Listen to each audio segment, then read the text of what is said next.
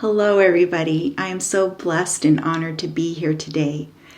LACNETS has been so instrumental in helping me to find resources, build friendships, and to be a part of something much bigger than myself. You are in for a treat today. Michael is an amazing speaker, and his stories captivate because they ring with such truth. But before Michael comes on, Lisa asked if I would share a little bit of my story with you. I was diagnosed with neuroendocrine cancer in 2003. That means I am a 19-year cancer thriver. But let me set the scene a little bit. I grew up in a pretty traumatic childhood. My father was the San Francisco version of Don Draper, the show from the show Mad Men. I wanted to rewrite my narrative of my family history. I was going to be in control and make the right choices and have a happily ever after life. I was the first person in my family to get a college degree. I married the preacher's son. We had 3 adorable, rambunctious children. And in 2003, we had just purchased our dream home in Southern California. I remember a particular summer day, that first summer. I was so excited to have all my girlfriends over from playgroup, and we were sitting poolside watching the kids splash in the pool. And I was just mesmerized by the view of the beautiful golden California hills. And I thought, it doesn't get better than this.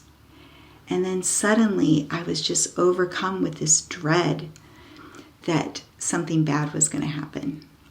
And sure enough, about a week later, I noticed a tinge of blood in my stool.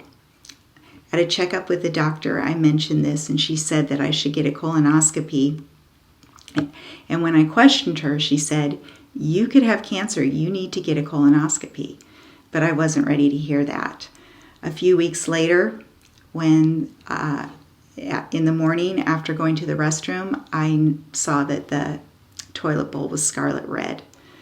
That gave me the kick in the butt I needed to schedule that dreaded colonoscopy. I remember a few days later that phone call that changed my life. I was in my classroom after school when the gastroenterologist called me with pathology results. I had a stage 1 colon cancer, and I also had something called a carcinoid. I had no idea what that was, never heard of it. Results of a CT scan a few weeks later showed that I had spots throughout my liver. The carcinoid or neuroendocrine tumor had metastasized. I was very blessed because my friend did some research and found a specialist, Dr. Wolin, out of Cedars-Sinai. And after meeting with him, he was able to give me a lot of hope and told me that I could live a long, long time with this disease, but it would require an aggressive treatment plan. But what I want to share with you is what was the emotional impact. After the initial shock wear off, reality set in. I knew this disease was deadly and I would have to live with uncertainty. And I experienced all the stages of grief, coming to terms with this new reality, from being distraught, bargaining with God, bouts of anger, days of depression where I couldn't get out of bed. I remember I'd be in the grocery store and see an elderly couple, and it would just be like a knife in my heart because I thought, I'm never going to get old. Or that Christmas, my husband and I finally got out on a date night and went to see a romantic comedy. And halfway through the film, the mother announces at the Christmas dinner table that her cancer is back and she's dying.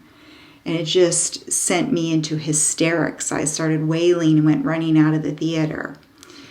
I realized that I needed to get some coping strategies in place. My friend suggested counseling. And through counseling, I was able to learn how to compartmentalize. And that way I could have some control as to when and where I expressed my grief. One of the techniques, which was particularly useful, was she recommended that I designate a time each day to address my fears and worries, write them down, say them out loud, whatever I need to do to get them out and in front of me. And then I'd gather them all up and put them in an imaginary Tupperware container, seal it, and I could put that on a shelf in my mind to save for later. Over time, I found that I was needing these scheduled times less and less, and even starting to experience some joy again. I also discovered my art, my passion, which is writing.